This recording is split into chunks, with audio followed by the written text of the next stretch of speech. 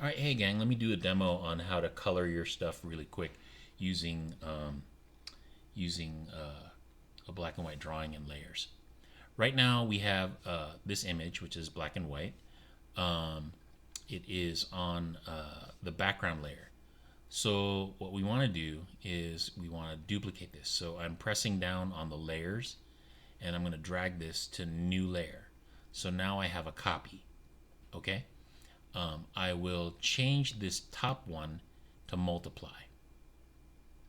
And what that does is it makes all of the white in this top layer transparent and all of the black opaque. So now this can be the color. So let me change the names so it's a little less confusing, okay? So let's call this drawing. And let's call this background layer color. Okay, so on your color layer, let's turn on the color window and let me zoom in.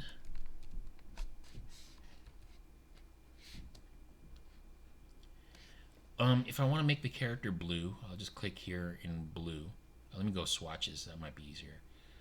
Let me click a blue over here, and on the color layer I can just paint and see how I got blue now, right? But it still keeps the lines of the original drawing. So you can see how I'm filling in this very quickly, right? If I switch back to white, I can paint out the blue. And actually, I've set this to pen pressure, so let me turn that off. Brush settings. Let's turn off transfer. So now it's going to be a solid white or a solid blue. So notice how quick I just colored that in. It's really not rocket science as far as doing all of this stuff. Your space button, your space bar will move you around. The front button on your pen will also move you around. Why is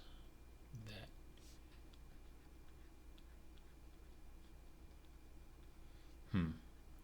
Alright, so I'm going to change the brush size also using, sometimes that's faster than pen pressure. But anyway, I've colored that in. I can pick a brown and color in the gun. And I'm doing this really sloppy. You guys can be more precise, but I'm trying to show you just how fast you can do your colors on that background layer, because 90% of the work is done in the drawing, right? Let's see. Let's use red. Maybe his gas mask is red. It also helps if the drawing is not really gray or muddy, because you're relying on that middle section of white to be available for your colors.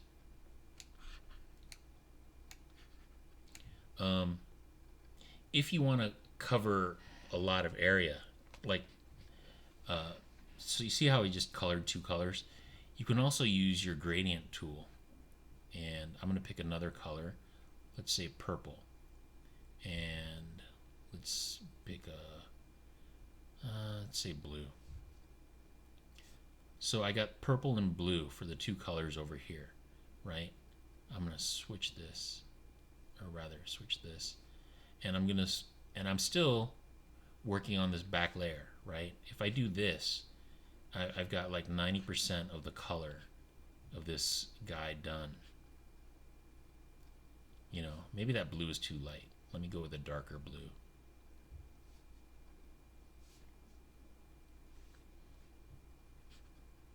Okay, so that's nice and dark. Now, we got all this color over here. You know, it looks like it's quite finished. So let me click on yellow. Let me click on the brush. Let me zoom in on this little flower. that the little stormtrooper hates. I'm going to resize my brush. Make it yellow and this light yellow.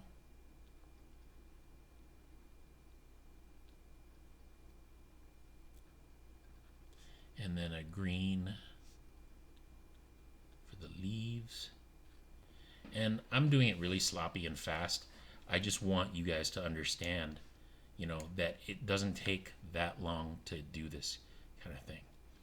If I still got the white, I